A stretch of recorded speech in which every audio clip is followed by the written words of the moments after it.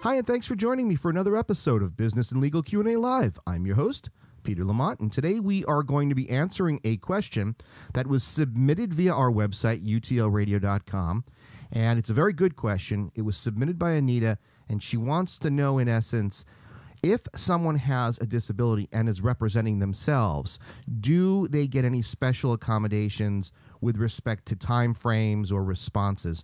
And we're going to be answering her question in just a moment. But before I do, I want to thank today's sponsor. Now, today's show is sponsored by SEOcompany.com. They are a law firm-specific marketing company. They handle everything soup to nuts that a lawyer or law firm might need in order to get themselves #1 ranking on Google, to build up their online presence, and ultimately to convert website visitors into clients.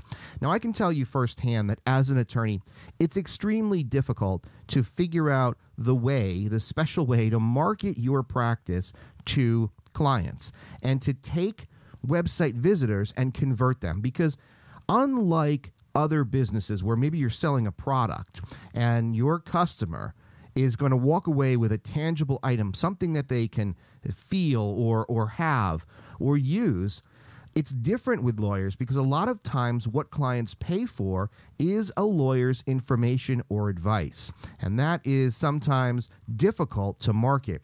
And so SEOcompany.com can help lawyers, at any level, whether you're a solo practitioner, whether you're a mid-sized firm or a large firm, build up that online presence. And they do all of the legwork for you. It is reasonably priced, it is effective, and they're one of the top companies out there today helping lawyers successfully market their practice. And I say successfully intentionally because I'm often asked by lawyers, especially lawyers who have been practicing for a long time, they say to me, I don't understand. I am on Facebook. I have a Twitter account. I have a website, but I'm nowhere near the first page on Google. I'm somewhere in the 17th page. And a lot of younger lawyers who don't have the same experience that I do, they're on the first page. How does that happen?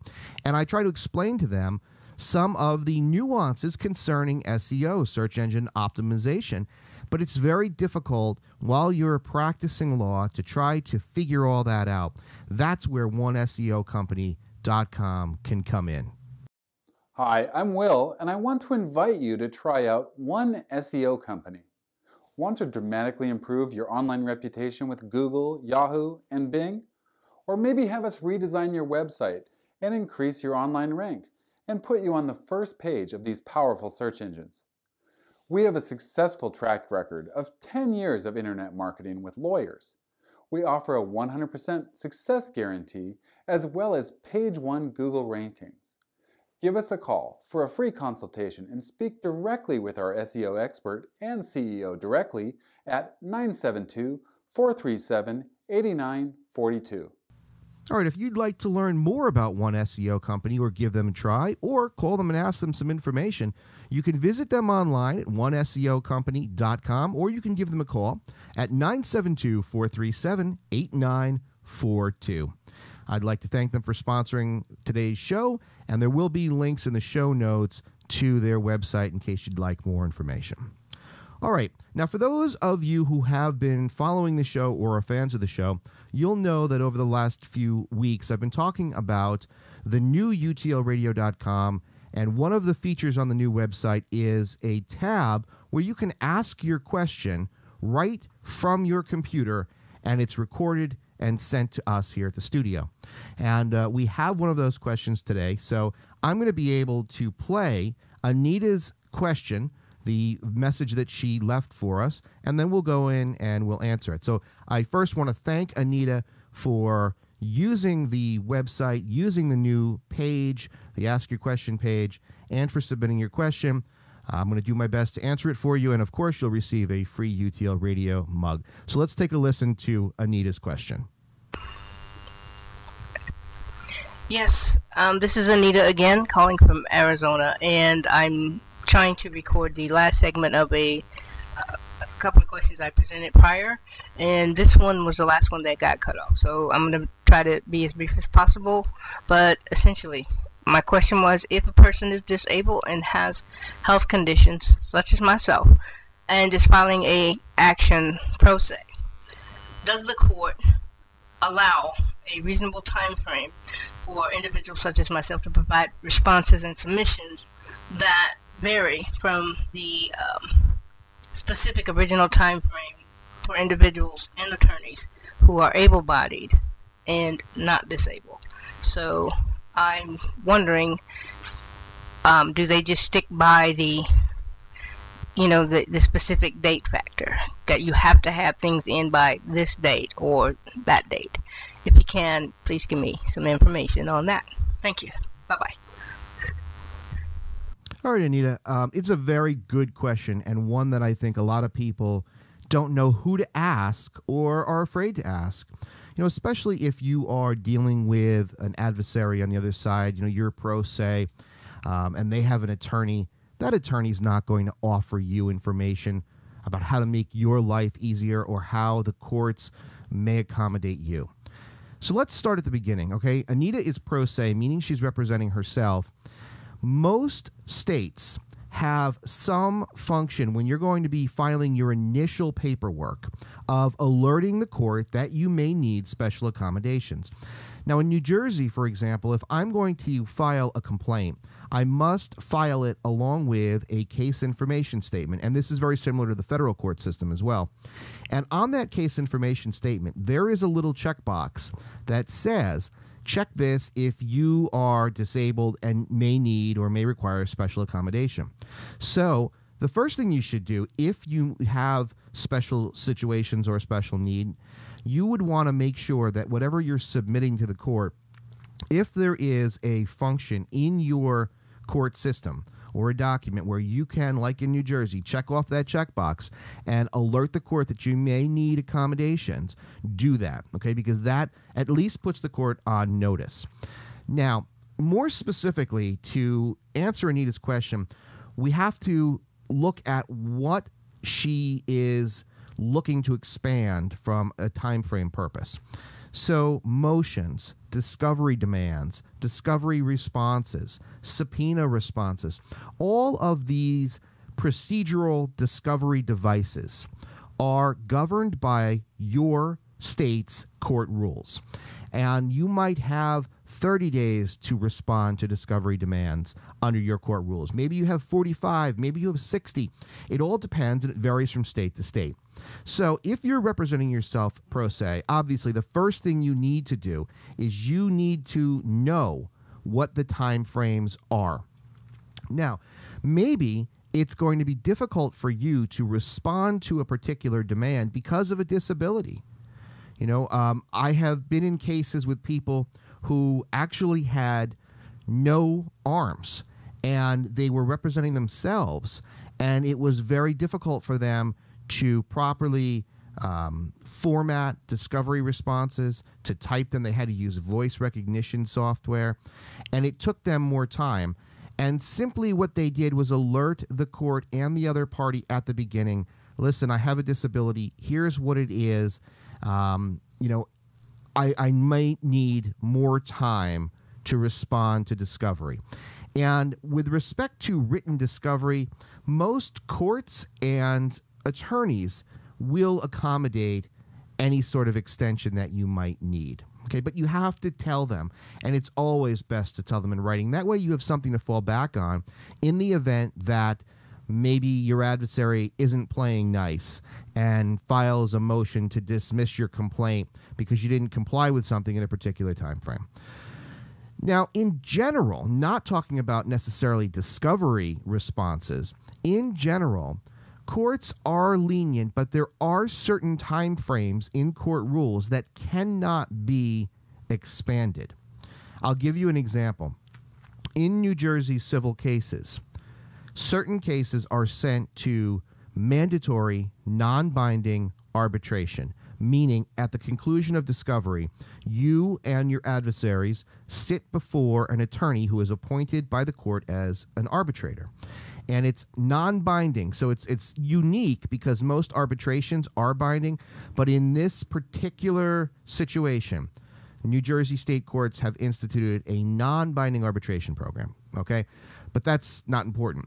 What is important is that after you have that arbitration and the arbitrator issues his ruling, if you don't, within a set period of time, file a particular piece of paper, it's called the trial de novo.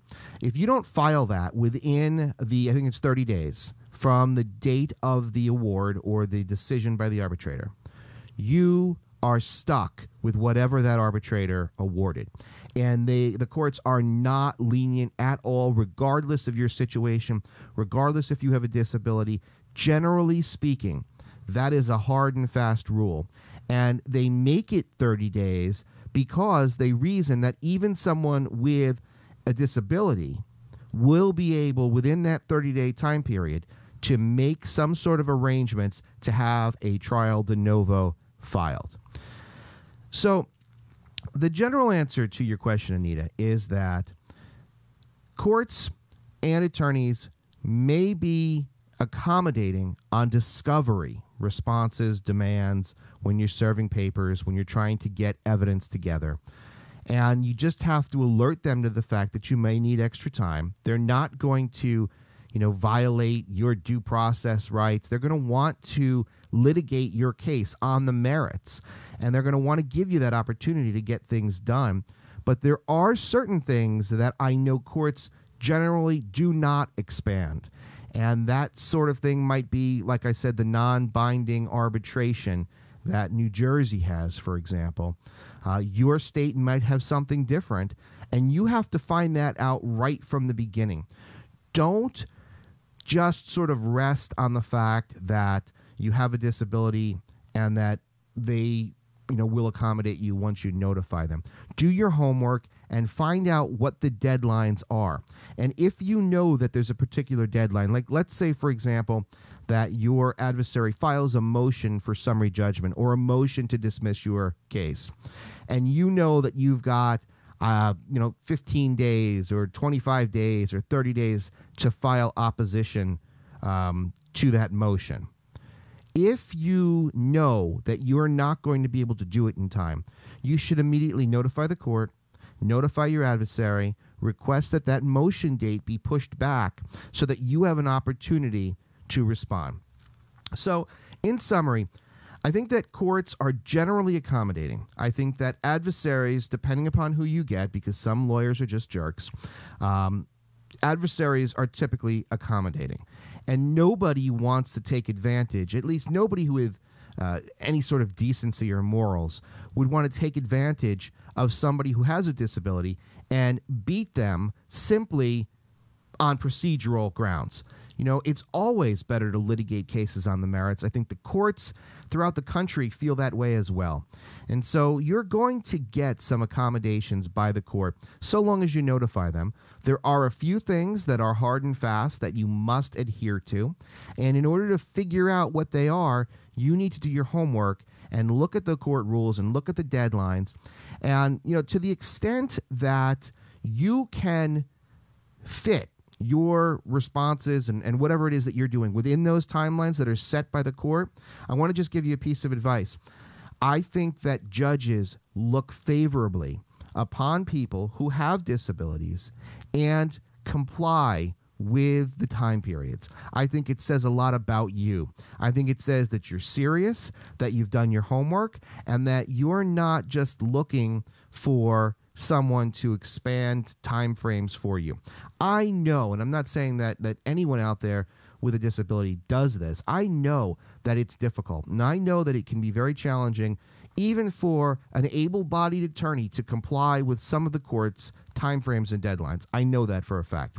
But what I'm saying to you is that to win over a judge, sometimes it takes something as simple as really knowing the rule and trying to get yourself together within the time frame, because it speaks volumes about you. And I think that, especially being pro se, when a judge sees that you are making an effort to comply, and they realize that you have this disorder or disability, I think that in their minds they say, wow, this is somebody who's really trying their hardest. And I think that they'll be a little more lenient with you with certain things, especially if it's a pro se client or a pro se individual during a trial. Maybe you don't know procedurally what to do. And I think a judge would tend to be more lenient with you if throughout the early stages in the case, you showed that you were really trying to comply with the court rules. So I hope that answers your question. Obviously, there's no black and white. It really comes down to knowing which things cannot be adjusted and which things can be. But in general, I think courts and most attorneys are accommodating. You just have to identify what your issue is and let people know immediately that you might need more time, and I think that you'll be okay. Anita, I want to thank you again for submitting your question. I hope that this answers your question. Thank you for using utlradio.com, and we'll be sending you out a UTL Radio mug in the next few days. If you have any follow-up questions, I invite you to contact me directly or go back through the website, and I'd be happy to expand upon it.